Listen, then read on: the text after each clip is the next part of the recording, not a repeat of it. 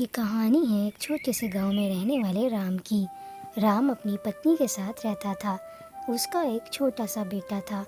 राम दिन रात मेहनत करता था, पर तब भी उसका ज़्यादा मुनाफा नहीं होता था। दिन रात मेहनत करने के बाद भी कोई भी फायदा नहीं होता। अरे आप ऐसे हिम्मत मत हारिए, एक ना एक दिन हमारी सारी परेशानियां खत्म हो जाएंगी। आप ऐसे ही मेहनत करते रहिए। ये कहकर राम वहाँ से चला जाता है। राम दिन रात मेहनत करता था। अब राम निराश होने लगा था।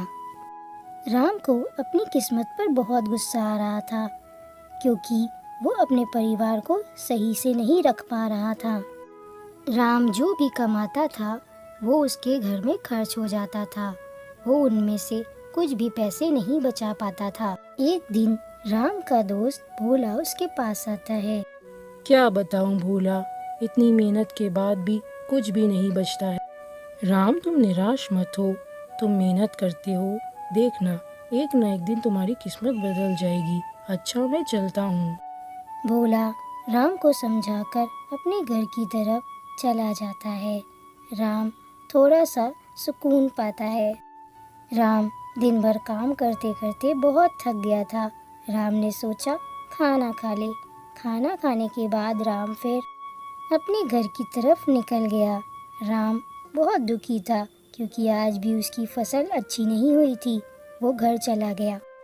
क्या हुआ राधा, तुम और मुन्ना अभी तक सोए नहीं? इतनी रात तक तुम दोनों क्यों जग रहे हो? सो जाओ, रात हो गई। क्या बताऊं, इतने सारे मच्छर है घर में कि मेरे बेटे को नींद भी नहीं आ रही है। वो बेचारा रो रहा था, अब भी रो रहा है। मैं क्या करूं राधा, मैं बहुत मेहनत करता हूँ कि घर की कुछ आराम की चीज़ें ले आऊँ, पर कुछ हो ही नहीं रहा है। चलो सो जाते। ऐसे ही कुछ दिन बीत जाते हैं और फिर राम अपना काम वैसे ही जारी रखता है। राम रोज़ मेहनत करता था। वो सोचता था कि एक न एक दिन उसकी किस्मत बदल जाएगी, इसलिए वो कभी हार नहीं मानता था। एक दिन राम के घर के पास एक बूढ़ी औरत आती है। अरे बेटा, घर पे कोई है? बाहर आओ। लगता है कोई गरीब इंसान मेरे घर के बाहर आया है, पर मैं क्या दे सकती हूँ, मैं तो खुद ही गरीब हूँ। राधा ये सोचती है, पर वो फिर भी अपने घर के बाहर देखने जाती है कि उसके घर के बाहर कौन आया है। अरे बूढ़ी अम्मा, आप यहाँ क्यों आई हैं और ऐसे क्यों बुला रही थी मुझे? क्या हो गया बूढ़ी अम्मा? बेटा, मुझे कुछ पैसे दे दो। मेरे पास खाने के लिए कुछ भी नहीं है।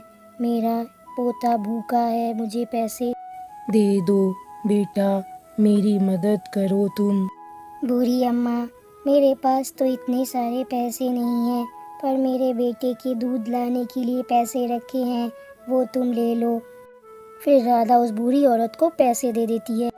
भगवान तुम्हारा भला करे बेटा, तुमने अपने बेटे की भूख नहीं देखी और मेरी गरीबी देखी।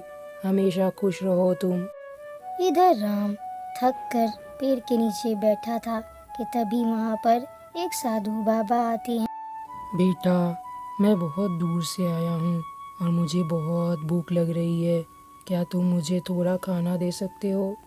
बाबा, मैं तो गरीब आदमी हूँ, मेरे पास ज़्यादा खाना तो नहीं है, पर ये कुछ रोटियाँ हैं, ये आप खा लीजिए। मैं तो घर जाकर कुछ न कुछ खा ही लूँगा, आप खाना खा लीजिए। बेटा, तुमने मुझ भूखे को खाना खिलाया, मैं बहुत खुश हुआ। तुम हमेशा खुश रहो, देखना तुम्हारी आने वाली ज़िंदगी बहुत खुशी से बीतेगी और तुम्हारे ऊपर कोई भी परेशानी कभी नहीं आएगी। इतना कहकर वो साधु बाबा वहाँ से चले गए। राम को भूख लगी थी। वो सोचता है कि अब वो घर चला जाए। वैसे भी शाम हो रही थी, इसलिए राम अपने घर की तरफ निकल गया। राम बहुत तेजी से घर जा रहा था। राधा, मुझे खाना दे दो, मुझे बहुत तेज़ भूख लगी है। आज मैंने दिन भर कुछ भी नहीं खाया है। पर राम जी, मैंने खुद आपको खाना बांध कर दिया था। वो खाना कहाँ चला गया? आपने खाना क्यों नहीं खाया है? अरे, एक साधु बाबा आ गए थे और वो बेचारे बहुत भूखे थे, इसलिए मैंने अपने हिस्से की रोटी दे दी। अजीब बात है, यहाँ पर भी एक भूखी औरत आई थी और वो कुछ पैसे मांग रही थी, तो मैंने मुन्नी के दूध के पैसे उसे दे दिए। तब से मेरे बेटे ने दूध नहीं पिया है, बेचारा भूखा है, पर वो गरीब थी इसलिए मैंने दे दिए उसको। और आज खाना भी नहीं बनाया मैंने, क्योंकि घर पे खाना बनाने का सामान ही नहीं था, और मैंने तुमसे बताया नहीं कि तुम परेशान होगे। ठीक है, लगता है किस्मत में आज भूखा ही रहना लिखा है। वैसे भी हमारी ज़िंदगी में कुछ भी अच्छा नहीं होता है। ऐसे ही सुबह हो जाती है और राम फिर काम करने के लिए निकल जाता है। पर राम जैसे ही मिट्टी खोदता है, उसके नीचे से बहुत बड़ा खजाना निकल आता है। हे भगवान, इतना सारा सोना, ये सोना किसका है? लगता है किसी का होगा। चलो, मुझे क्या, जिसका होगा वो ले लेगा। तभी राम देखता है कि वहाँ पर बहुत तेज़ी से वही साधु बाबा आ रहे होते हैं, जिन्हें राम ने खाना खिलाया होता है। वाह राम, मैं तुम्हारी ईमानदारी से बहुत खुश हुआ, और ये सोना मैंने ही यहाँ रखा था ताकि तुम इसे ले लो। तुम और तुम्हारी पत्नी बहुत ही ज़्यादा अच्छे इंसान हैं।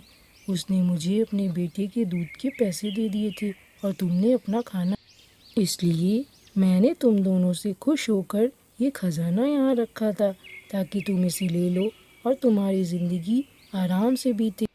बाबा, मैं ये आपका एहसान कभी ज़िंदगी में नहीं भूलूंगा।